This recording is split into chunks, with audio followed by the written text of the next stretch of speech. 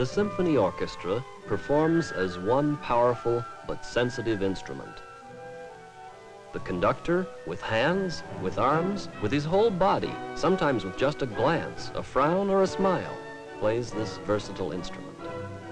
The ways in which he inspires the orchestra to bring to life the writings of the great composers are reflections of the personality of the conductor. But conducting as we know it today is little more than 150 years old. When orchestras were small, it was often the harpsichordist who would give the signals and beat the time.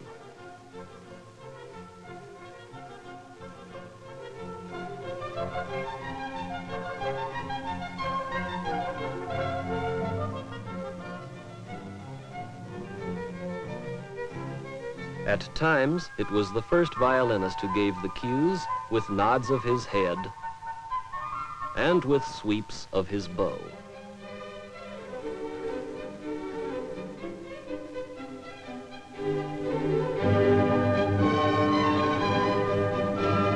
But as more instruments were added and performing groups became larger, the player-leader gradually gave way to the specialist conductor. It was found that it helped to have something in the conductor's hand which could be seen easily from the back row and which was light enough to be handled without tiring. A roll of music.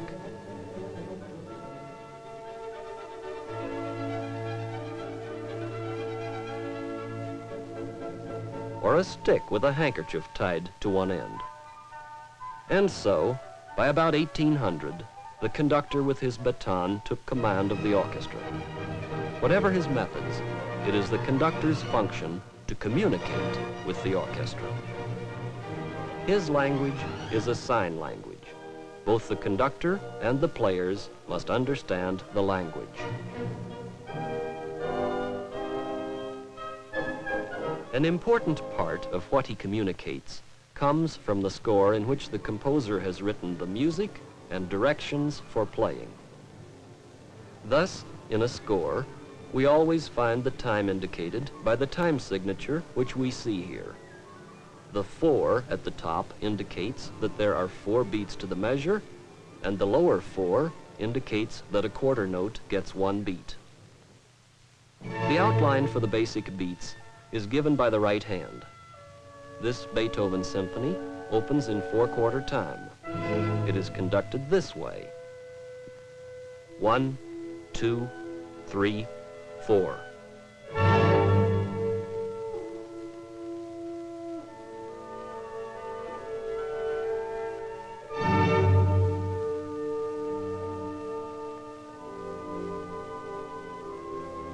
It looks this way on a chart. Q, 1, 2, 3, 4. 1, 2, 3, 4.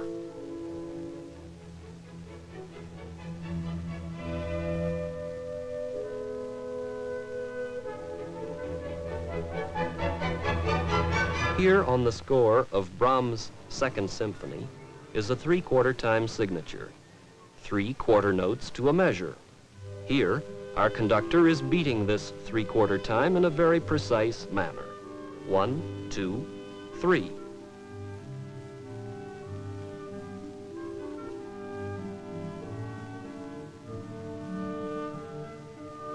One, 2, 3.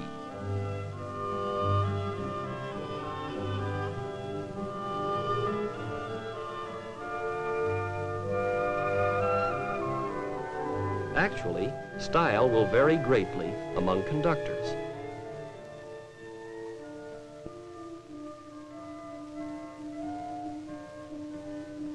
Another very common musical time is 2 beats to the measure. 1, 2, 1, 2.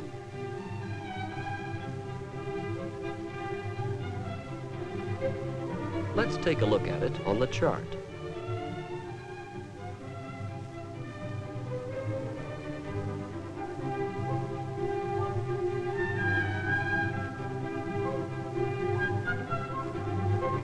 We have now seen in charts and by example the beating of 3 basic musical times or tempos.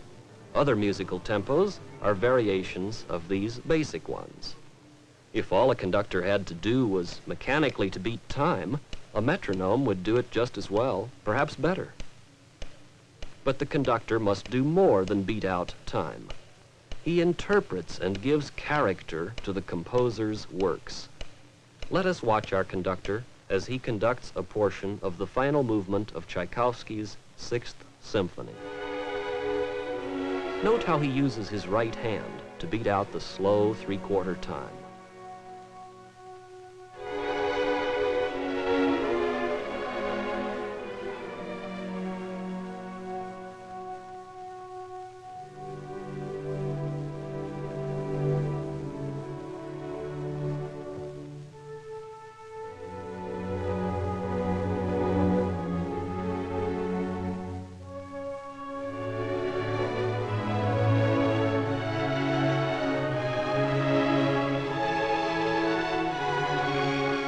Observe that the first beat of a measure is always down, the last beat is always up. The players keep their eyes on the conductor, especially for their entry, or when the conductor establishes a new rhythm, tempo, or mood. The tempo slows as the conductor brings the sound volume down to almost a whisper. Here, he brings in the horns. And now, on cue, the main theme. Musical symbols and words in the score provide clues to interpretation, but the conductor must translate these into signals which each man in the orchestra can follow. For example, the conductor sees poco animato in the score. In Italian, it means a little animated. How little? Or how animated? The conductor decides. Listen.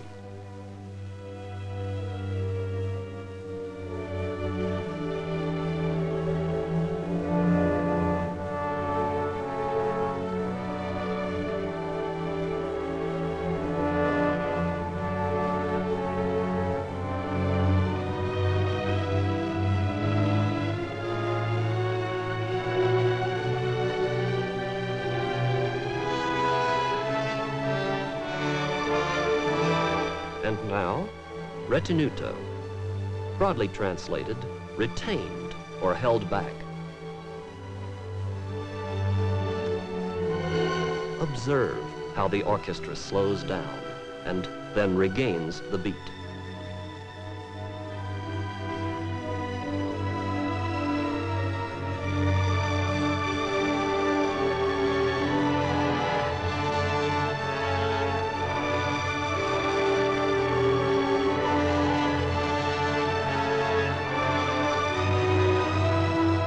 With signs such as crescendo, the composer indicates an increase in sound volume, and here, in speed too.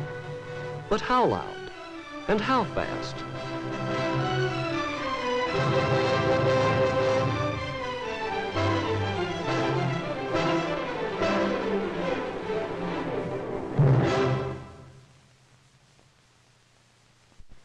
Now let us observe the blending of orchestral colors, which is achieved when the color of one choir is added to the other to build the full orchestral sound.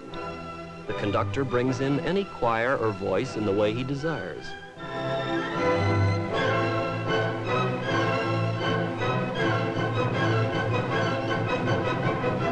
Let's repeat this passage and see how much it changes in character if the conductor gives more prominence to the strings.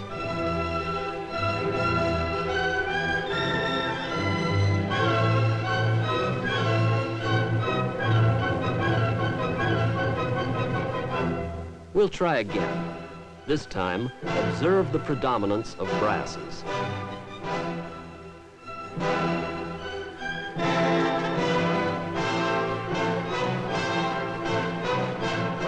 All this gives the conductor a wide range of artistic freedom. This young conductor will help us illustrate how variations of timing influence a composition. Here is one way Beethoven's Fifth Symphony may be conducted.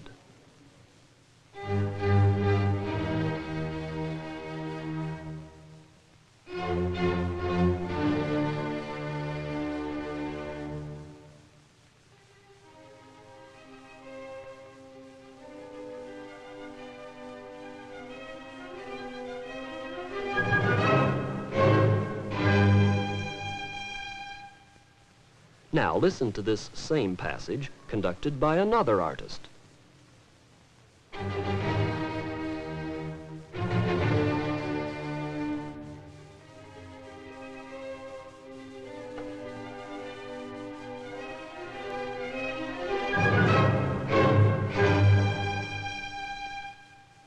But a third artist, using the same score, may read it in such a way as to compromise between the two extremes.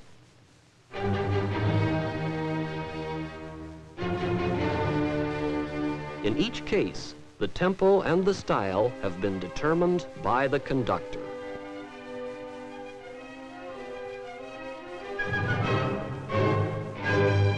So the conductor, the time beater, the drill master, and the interpretive musician all in one, using this fine orchestra as a single great instrument, will bring to a climax the finale of Beethoven's Fifth Symphony.